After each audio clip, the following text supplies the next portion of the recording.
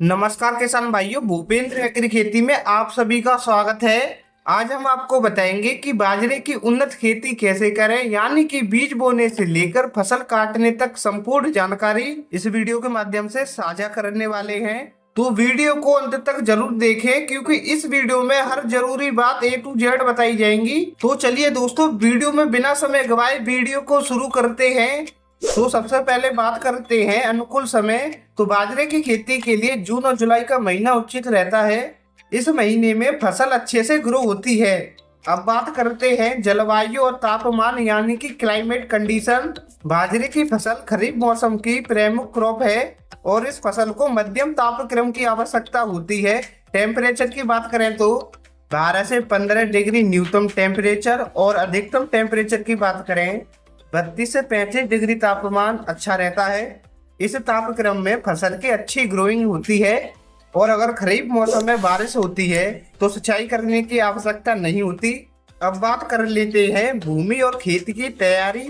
वैसे तो बाजरे की फसल को विभिन्न प्रकार की भूमियों में उगाया जा सकता है, लेकिन बाजरे की फसल के लिए दोमट मिट्टी सर्वोत्तम मानी जाती है, क्योंकि इस मिट्टी में बाजरा अधिक उपज देता है।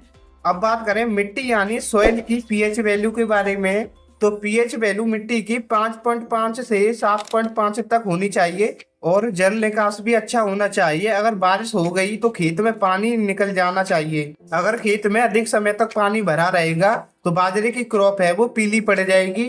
अब बात करें खेती की तैयारी के बारे में, तो आपको मीडियम जुताई करनी है, ज्यादा गहरी जुताई नहीं करनी।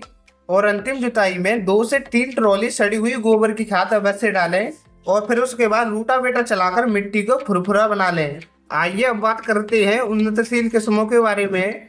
वैसे तो बाजरे की काफी ज्यादा वैरायटी आती है, लेकिन मैं यहाँ पर 3 रिकमेंड करूंगा जो आपको अच्छा उत्पादन निकाल कर देगी। तो पहली किस्म है पायोनियर की 86M88 नाम से आती है, जो कि एक अच्छी किस्म है। दूसरी है राशि की 1827, यह भी एक बाजरे की अच्छी किस्म है। और तीसरी है टाटा धान्या MP 7878, ये भी अच्छी वैरायटी है, जो कि मैं कई सालों से लगाता आ रहा हूँ, जो कि हमें एक अच्छा उत्पादन निकाल कर देती है।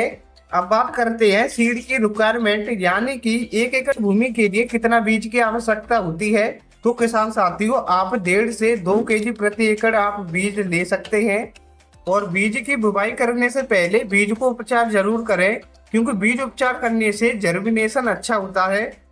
आइए अब बात करते हैं बेसल डोज के बारे में। तो बहुत से किसान भाई बुवाई के समय कोई भी खाद नहीं डालते, जिसके कारण उनको उपज में गिरावट देखने को मिलती है।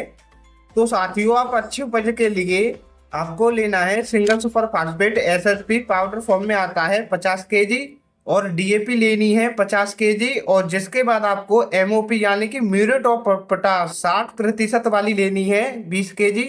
इनको आप सभी को मिक्स करके खेत में बिखेर दें और बाजरे की बुवाई कर दें। अब बात करते हैं प्लांट डिस्टेंस के बारे में। तो पौधे से पौधे की दूरी 10 से 15 सेंटीमीटर रखें और लाइन से लाइन की दूरी 30 से 45 सेंटीमीटर रखें। और मैं गहराई की बात करूं, बीज को कितनी गहराई पर बोना चाहिए, तो आपको बीज की गहराई 3 से 4 सेंटीमीटर रखनी है। आपको ज्यादा गहरा बीज है वो नहीं बोना। आइए अब बात करते हैं सिंचाई यानी कि इरिगेशन के बारे में। अगर बारिश होती है तो सिंचाई करने की आवश्यकता नहीं है। अगर बारिश नहीं होती तो आप बाजरे की फसल में 2 सिंचाई कर सकते हैं, जो कि आप अपने आवश्यकता अनुसार कर देना। और अब बात करते हैं बाजरे की फसल कितने दिनों में पककर तैयार हो जाती है। तो बाजरे की फसल 90 से 100 दिन में फसल पूरी तरह से पककर तैयार हो जाती है। और आइए अब बात करते हैं बाजरे का भाव यानी कि मार्केटिंग रेट। तो हमें MSP पर 2350 रुपये कुंटल रेट मिल जाते हैं। अब बात करते हैं प्रति एकड़ लागत यानी कि पर एकड़ कॉस्ट के बारे में। तो 1 एकड़ में बाजरे की फसल का संपूर्ण खर्चा 8 से 10,000 रुपये तक आता है। और उपज की बात करूं तो 20 से 22 कुंटल प्रति एकड़ के हिसाब से हमको उपज है वो प्राप्त हो जाती है।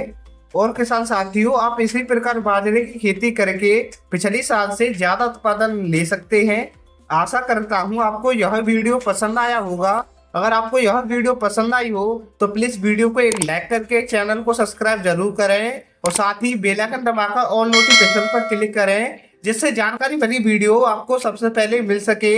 मिलते हैं अगली वीडियो में नई जानकारी के साथ, जब तक के लिए धन्यवाद।